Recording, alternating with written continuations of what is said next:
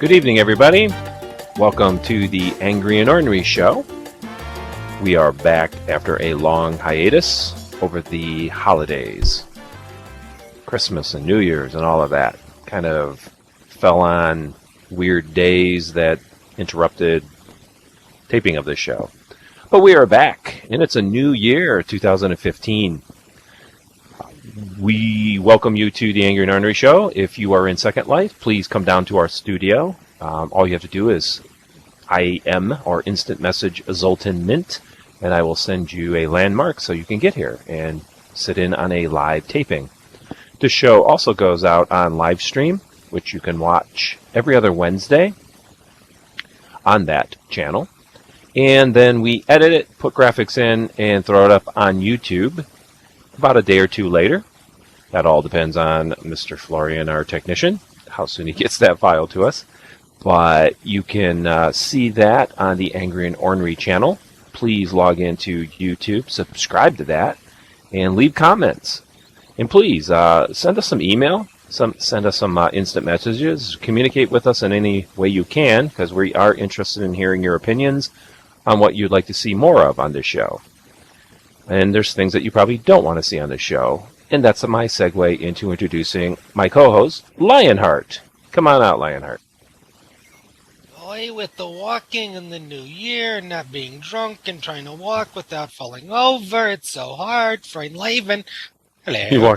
You walked right through the table. That was an amazing feat. Yes, I am Harry Houdini incarnate. Nice. Lionheart, did you have a pleasant holiday season? It was very nice and pleasant. How was yours? Yours was nice and pleasant because you stayed drunk the entire time, did you not? Is it technically staying drunk the entire time if you never sober up? So isn't it technically only being drunk once? That's correct. Okay. So you take care of the dog to a whole new level, don't you? Yes, I do. All right. Yes, I do. Well, we have a lot to get to, so why don't we have a seat and get to it, as they say in the biz. If you wish it. Boy, a whole month, I'd forget how to even sit down. It happens. All right, well, we have kind of a split show tonight because I understand that you wanted to talk about the sleepers of 2014. Is that correct?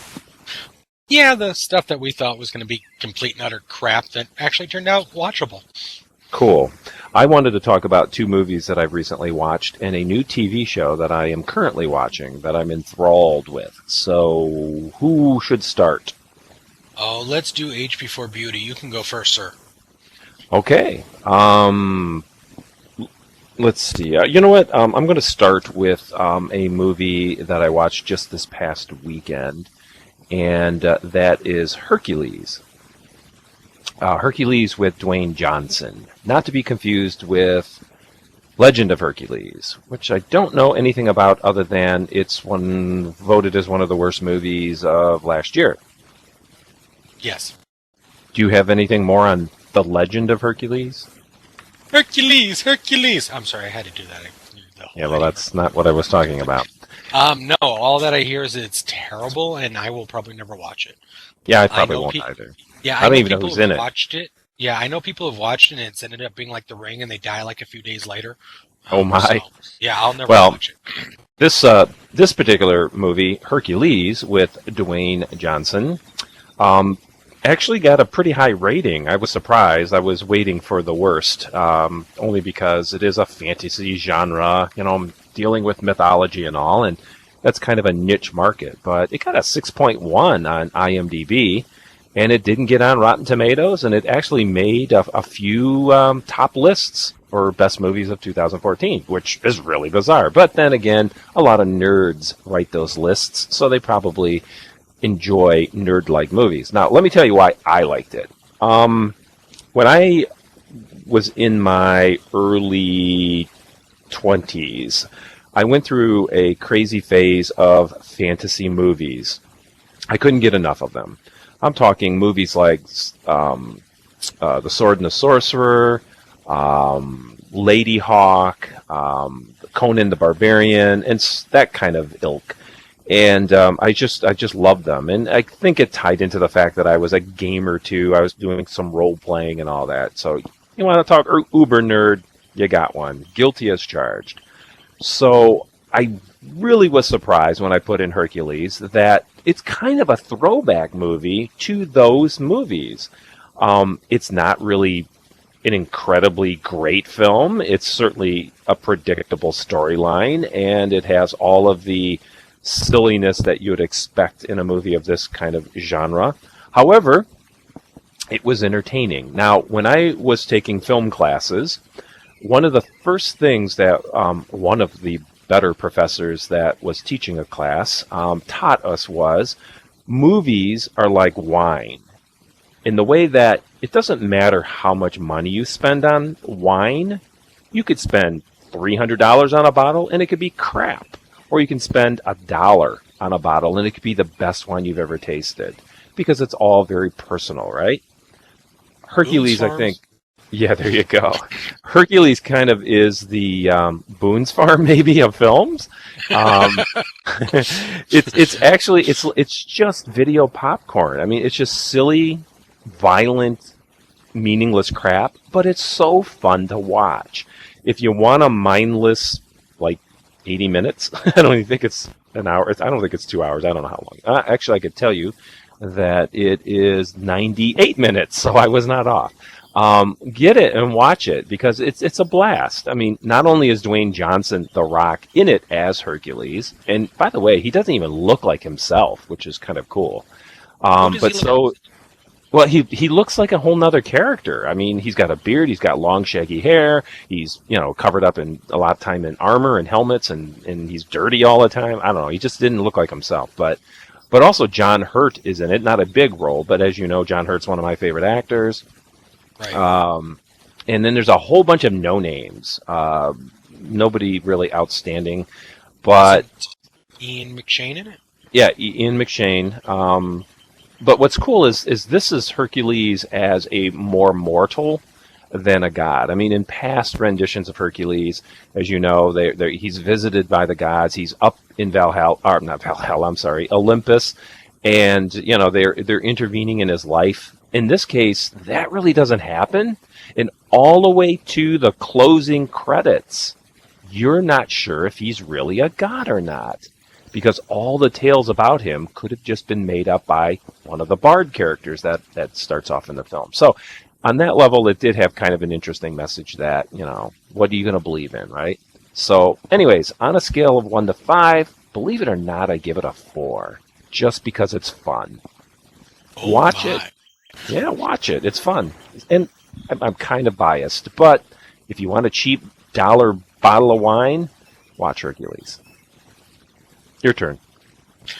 I watched a movie the other day. Are these your sleepers? Yes, these are sleepers. Things that I expected to be complete and utter garbage that were fantastic. And as I've known Zoltan for many years, and he knows that there are certain actors that, for some reason or another, I hate, can't stand. Denzel Washington falls onto that list. We're not going to go into the reasons why Denzel Washington is on that list, but I can't stand him. So when I heard Denzel Washington was going to be making a new movie based on the 85 television series The Equalizer, which was originally about a British spy played by Edward Woodward, and they were going to be modernizing it, and they had Denzel Washington to play the part, I was quite angry. So I went into this movie expecting to hate it. Not a very large cast. Pretty much it's Denzel Washington, the young girl, Chloe Moretz, however you say her name, the girl from Hit Girl from the Kick-Ass films. She's in it for a little while. She's cute. She's 15. No, I mean, she's cute, not sexy. Right. She's cute. I really dug it. It had me from the get-go, and it was just, I guess you can look at it as a prequel to the original television series. Because what it is he's a gentleman who, I hate to coin this phrase from the Taken films, but he has a certain skill set. He's an old, retired spy. He's now working at a Home Depot. And by the way, he's just you know, you mentioned Taken, but could that not apply to about 15 different movie franchises now? Right. Old retired, you know, insert cop, soldier, FBI agent, whatever, now has to do good again. Well, it's not necessarily that he has to do good again in the film. I mean, he's just like a stock boy at a Home Depot, as I said, and it's just the fact that his line in it is one day you get tired of all the crap that goes on, and you just want to help somebody that you know needs help that nobody else is going to, and that's kind of the catalyst for the film. Is he helps a young girl who's a underage Russian prostitute, and he goes to talk to her pimp, and he's not going in meaning to kill them or do anything violent or do anything bad. He just wants to talk to them. But he realizes in the conversation then that they're going to kill him. And so it's a live or die situation. So he kills them all. And the funny thing is I've never seen Denzel play a role like this where he almost did it comically because he was thinking in his mind, and before he started fighting, he said 18 seconds. And he figured it would take him 18 seconds to kill the 4 people in the room. The funny thing is it took 38 seconds, and he realizes he's out of shape and old. But that's the catalyst for a lot of other things to go on in the film. And it was really good. It had me going from the get-go. Denzel did a good role. He wasn't playing his typical angry man at the world yelling and screaming at everything. He actually has very few lines, and when he does speak, it's very potent, and it's, you know, straight to the point. It's not a lot of anger and just running around. I don't think at one point in the film he even loses his cool. He stays cool and calm through the whole thing, which just blew my mind, and it was a whole different level of acting I've seen him in. Let me insert that. Unlike you, I've always liked him, Denzel, and I think his best performance was in the movie Glory, which was a long time ago, and he was just a kid and won him an Oscar. But he's done maybe a handful of other movies. Now, he's done some turkeys too, but I mean, he's done a handful of movies that I just thought, wow, this guy's a tour de force. You know, I mean, you don't see that kind of, you know, classical acting training that he has, you know, come through on films very often. At least not for, you know, a Black American actor these days. So I applaud that, you know, and I've always liked him, and I've tried to convince you that he was a good actor, and you never would believe me. Well, see, that was the thing is this is a completely different role. Going back to like Glory or Man on Fire or Training Day, he's always very loud and outspoken, and he always has those scenes where he's screaming and he's yelling. I don't think he screams once in this film. He never loses his cool even while he's fighting. He can be in a gunfight, and he's just very cool and very calm and very collective. I don't even think you see him sweat once. And it was a good movie from start to finish. That's what I was going to ask you, whether he was good or not. Was the story good? Because again, that's such an over-treaded, you know, you know what it is. Line. And here's the thing: I'm going to give it a 5 out of 5. That's how good it was. Because it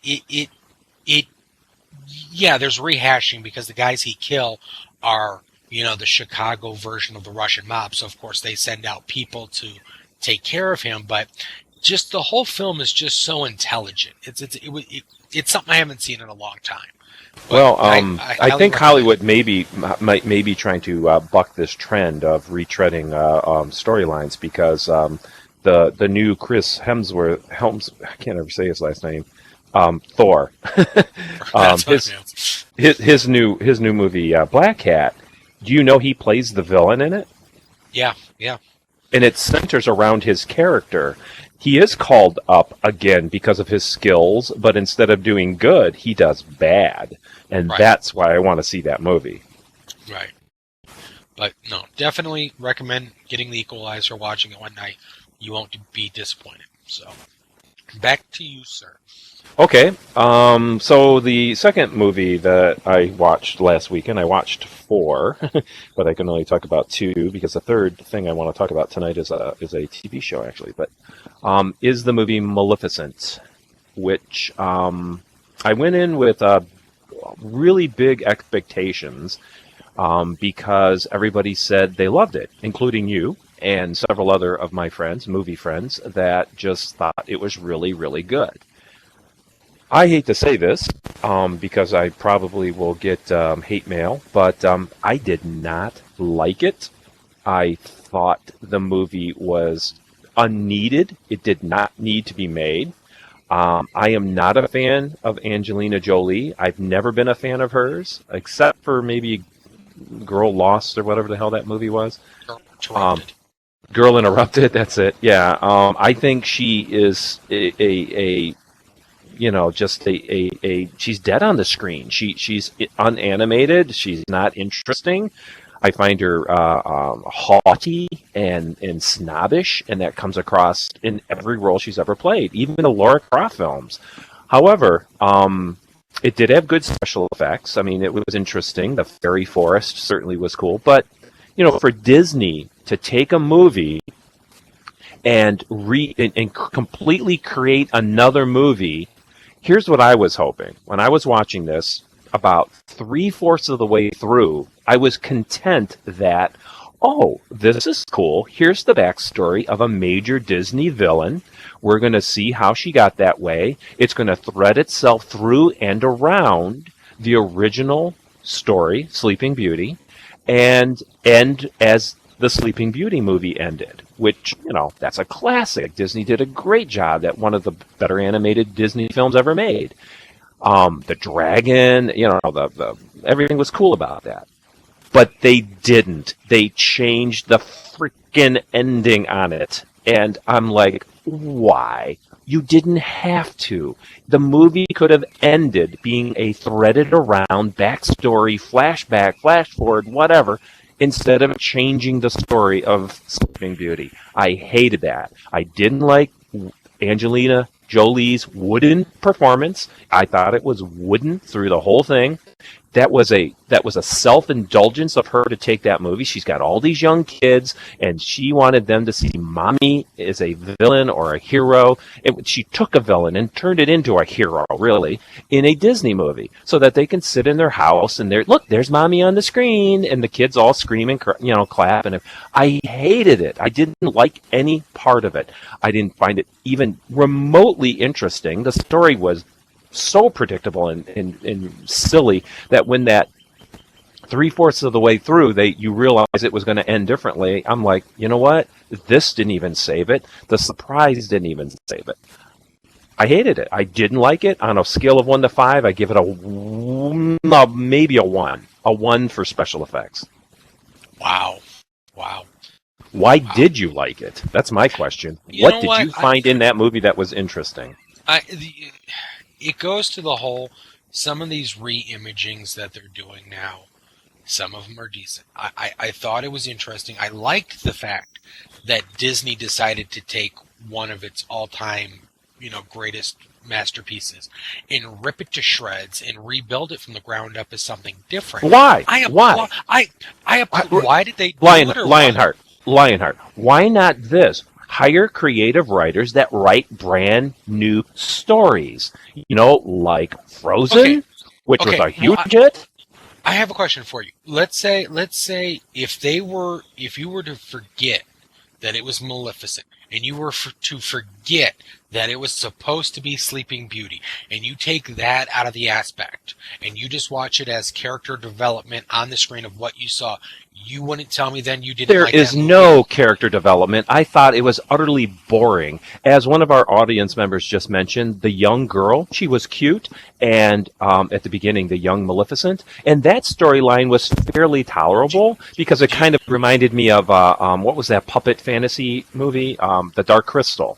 It kind of reminded me a little of The Dark Crystal, but there was nothing interesting or new in this film. The stories and the background of these people were so wooden. Again, they were just one-dimensional. I could care less. I wanted Maleficent to die. I wanted the prince to die. When he became a king, I wanted him to die. Wow. And here's what they bastardized the dragon. Maleficent, a witch, a horrible, magical, dark, practicing witch, turns into the dragon and nearly kills the prince. Not in this version. Oh no, it was just a magic trick that somebody else did for her. Wow, where is this rage coming from? Hey, you want a review? Wow. I'm giving you a review. Wow. Okay. All right. Your turn. All right. It's your turn. It's your turn. All right. Let the hate flow. All right. Keeping up theme with actors I can't frickin' stand and surprise me in new films. God, I can't believe you hated that film. Oh, by the way, Fanning, Ellie Fanning, I think, Dakota Fanning's younger sister, plays the young Maleficent, and I do want to point out that she did a terrific job. I liked her in that part. Okay, that's it. Another actor who's on the list of people I can't stand, Kevin Costner. Not a big Kevin Costner fan. I like Kevin Costner. I always have. I hate to say it. There's 3 films he's just done that I like, but the one I'm going to pick out is I recently saw 3 Days to Kill. The only 2 big stars that are even worth mentioning in it is Kevin Costner's in it and Amber Heard, which is Johnny Depp's new squeeze, who's very hot. She is hot. I'm falling into this cycle again. He's a retired CIA agent who is forced to retire because he finds out he basically has a horrible form of cancer and he's going to die. Do you see what I'm saying here? Right. Well, this is at least different because it's not one of those BS things that maybe he doesn't have cancer and maybe he's not dying at the end. No, he's terminally ill. And a woman approaches him and offers him something that's not going to cure him because there is no cure, but it might just give him a few extra months to live, to kind of get closure with his ex-wife and his daughter who he's never spent time with. So he decides to do it, and he's trying to track down a terrorist. And it was really good. And, they mixed in a lot of great humor with Kevin Costner. And, it's funny to see him in an action film and then all of a sudden do like the Mel Gibson thing and have there be comedy. One scene is he goes to this really fat Arab gentleman who runs a limousine service, and he wants to get information from him. So, of course, he does the whole, duct tapes him, throws him in the trunk of a car, and he's torturing him, and he ends up letting the guy go. Well, a couple days later, he needs more information. He goes to the guy's house, and he knocks on the door, and the guy's like, this is really inconvenient that you're doing this again. And they're having a conversation as they're walking down the steps, and this guy is just really bitching and complaining that Kevin Costner's there to eventually torture him to get more information. And Costner's just like, yeah, whatever, shut up. And Costner opens up the trunk, and the gentleman's still talking, but as he's talking, he's taking off his jacket, and he's laying it down in the trunk of the car, nice, so that way he has something soft to get into, and Costner, helps him get into the trunk, and they close it, and he goes off with the guy to try to torture to get more information. But it's funny. It has little scenes like that are really cute and funny, and it's one of those, when you need action, there's a lot of good action. When you need something to laugh, there's something to laugh. When you need the sappy melodrama of him trying to, deal with his daughter that he has nothing in common with, it's there. So it's a dramedy. Yeah, it really is. I mean, he has some really good action scenes where he's just, killing everybody and laying siege, but, there's a couple scenes where you laugh. It looks like it might be a star vehicle for Kevin Costner, which of course he's famous at. Right, and I don't know if they're no trying pun intended. Right, I don't know if they're trying to do a big push like they did with Bruce Willis a couple years ago, but Kevin Costner just did, not too long ago, Man of Steel, which was he did the Cleveland Browns sports film. Right, he did Draft Day, he did 3 Days to Kill, he did the new Jack Ryan movie, which of course is part of the Hunt for Red October series. So he all of a sudden popped up everywhere, and I guess, I don't know if he's trying to make a comeback or what, but I'm going to give it 4 stars, man. I dug it. I liked it a lot. Yeah. Wow. It was really good. And you get a little bit of a sappy ending, but it's also the whole thing of you kind of chuckle to yourself because it's like, he's going to die anyways, type thing. He has a death sentence. ends. There's Right. no going back from it. Don't they all though? I mean, all the Taken right. movies, all of all of all these action heroes all have the death sentence. Well, but this is literally he is physically dying, and there's nothing Right. that they can do. Well, this I mean, isn't like did you see what's the not what the hell, the guy who's dying unless he keeps his heart Crank. pumping? Crank, right? You've seen the Crank movies, Yeah. right? Yeah, right. Well, with Crank, that there's a possibility of a happy Stratham. ending. Yeah, Jason Statham. Jason, But, right? Yeah, but no, I dug it. I'm shocked. I liked a film. Well, like I definitely will watch it. Both of Yeah. your films, actually, I'll watch because I've seen them from clips and all, and I'm like, oh, that will be interesting when there's nothing else to watch. They're good. Yeah. But I'll definitely Yeah. check them out. So regale us with your third tale. My third is a much more positive, way more positive than my Maleficent review, and that is the TV show available on Netflix called House of Cards, which I just recently started. I know I'm late in the game, folks, but give me a break. I go through tons, literally stacks of DVDs to keep up on things. So we are watching that currently, and I don't need to tell you that this is one of the best TV shows ever made. Just go ahead and look at all the ratings. I mean, 9.1 on the most lists, including IMDb and Entertainment Weekly.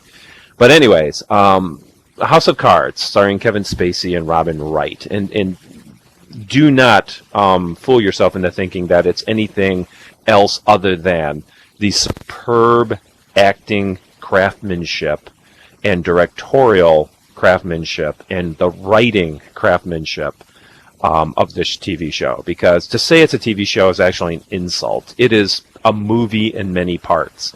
And holy crap.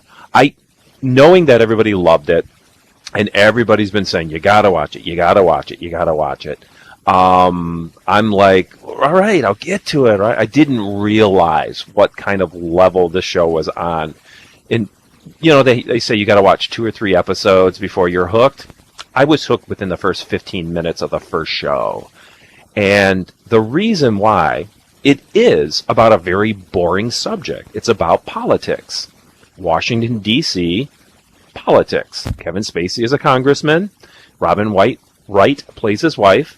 And there are many other political characters throughout, including media and, from low-level,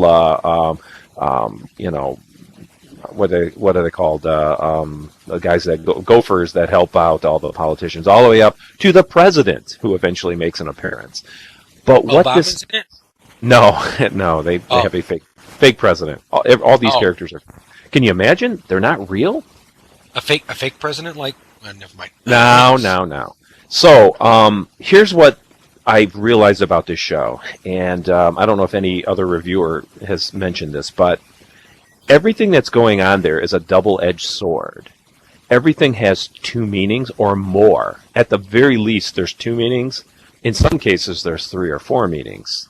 And what is so cool is watching Kevin Spacey, who does camera takes. I'm not sure if you're aware of this or not, but he talks to the camera. Have you seen any clips of the show at all? No, I have not. Okay, well, it's got to be on your must-see list, just like Breaking Bad and a few others that you've not watched. But anyways, he talks to the camera, and he explains, mostly for the dummies that aren't getting it, because it's kind of hard to follow unless you're a politician and you know the language and all that. So he turns to the camera, and he explains things, why people are motivated, what motivates him, and the various terminology and all. And Kevin Spacey, who I've always loved, one of the best living actors, in my opinion, in this world today, plays a Southern guy, and he's eloquent in his speech, and he picks the most perfect words to say, both to the camera, you, the audience, and to all the other characters he encounters. But just Breaking Bad and all these other films that we've discussed, or TV shows that we've discussed in the past, he's really not a nice guy. He's a villain. He's a horrible, slimy, manipulative prick.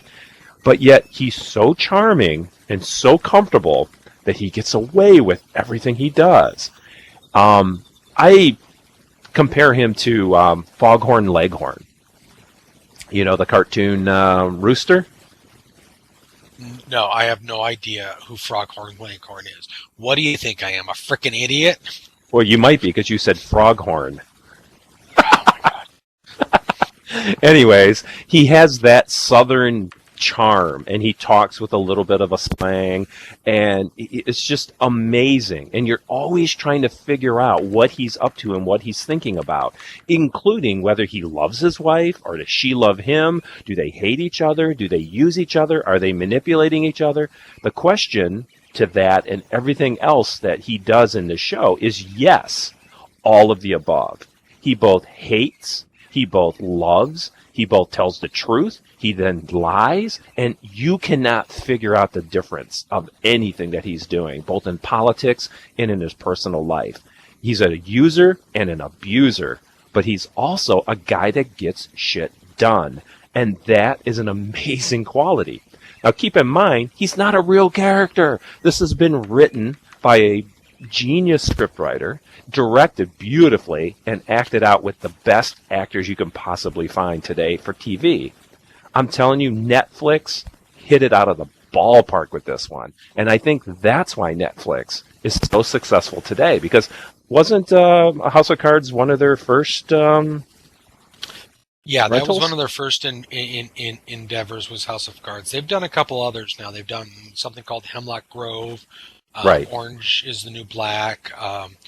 They're doing a couple more. So they're apparently, and you might poop over this, Woody Allen is in negotiations to do either a series on Netflix or on Amazon to do a television series. By the way, speaking of pooping over things, did you just? I just saw today that they are bringing back Twin Peaks. Yeah, I knew about that. It's going to be on Showtime. Today is January 14th, and I think they just. But Kyle MacLachlan signed on to do the new back. Twin Peaks. Yep, But that's not Netflix. That's going to be on I think a Showtime. cable channel. It's on Right. Showtime. Right. So.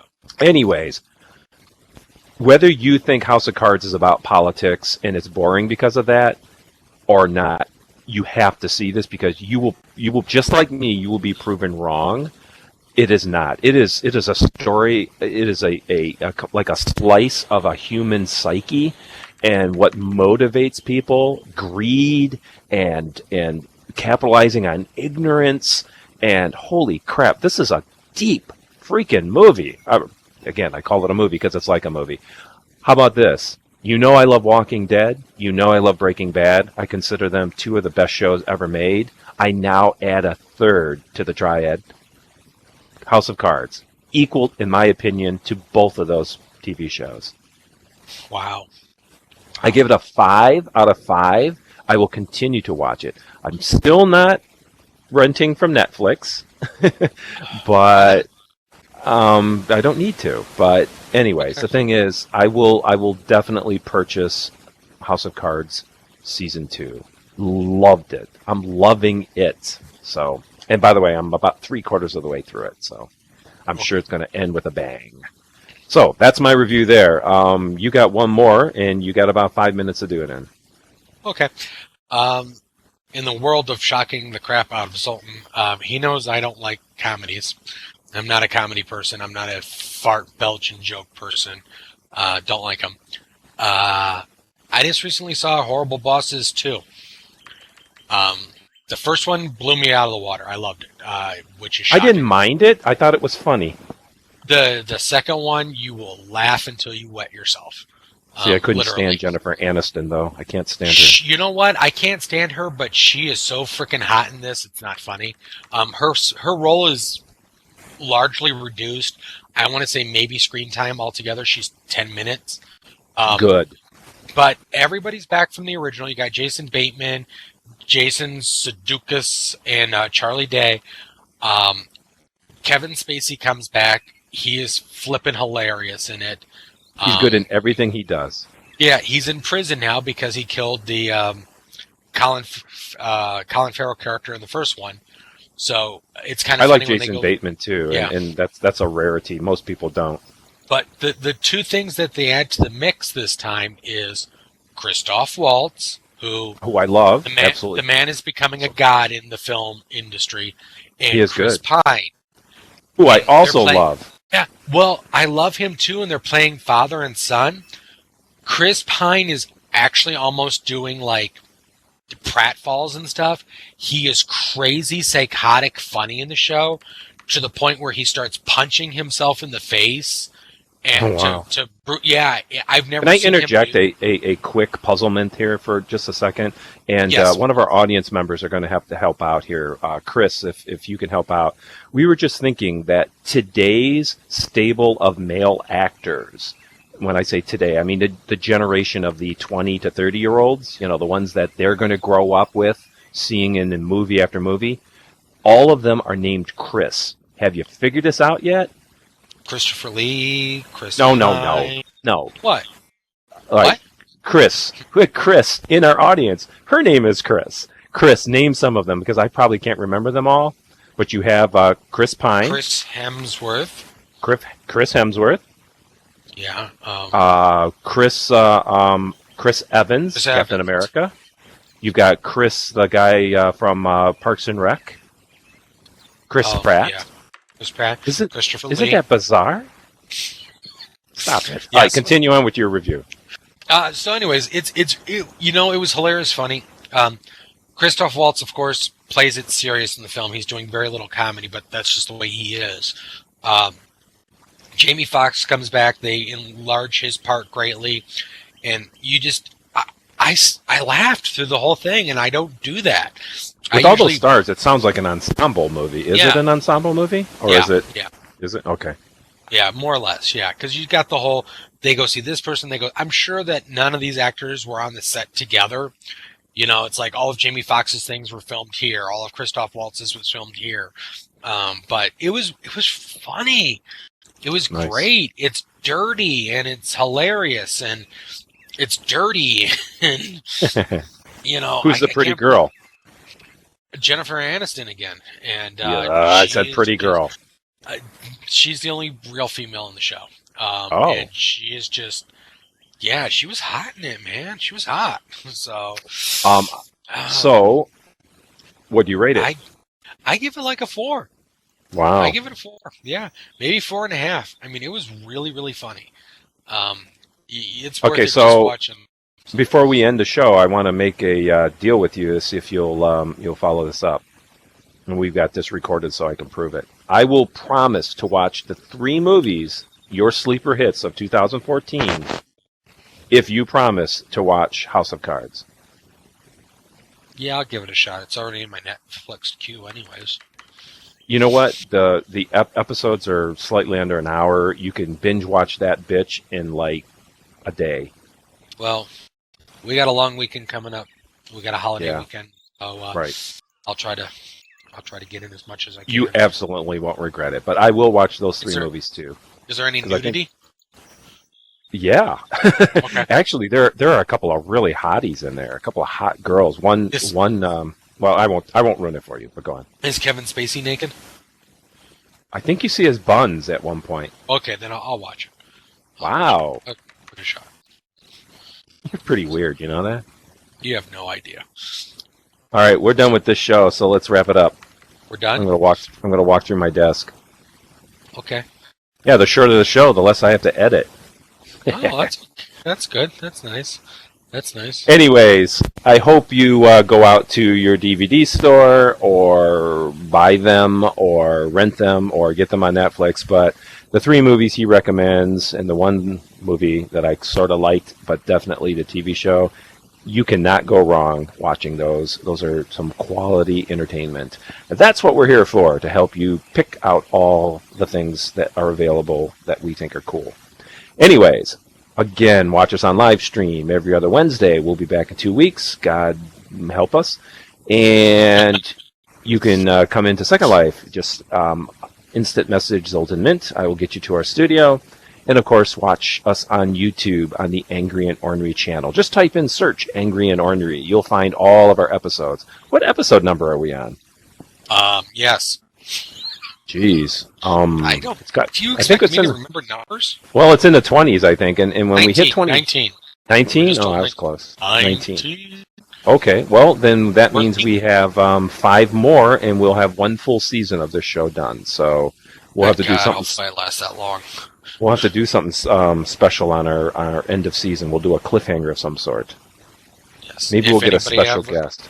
If anybody out there has a half a liver they would like to donate to me, that's fine. I'm going to get Kevin Spacey on here, but you won't know it's Kevin Spacey because he'll be in Second Life. Uh-huh. How do you know I'm not Kevin Spacey? Because you're fat, drunk, and stupid, and that's no way to go through life. Yes, it is.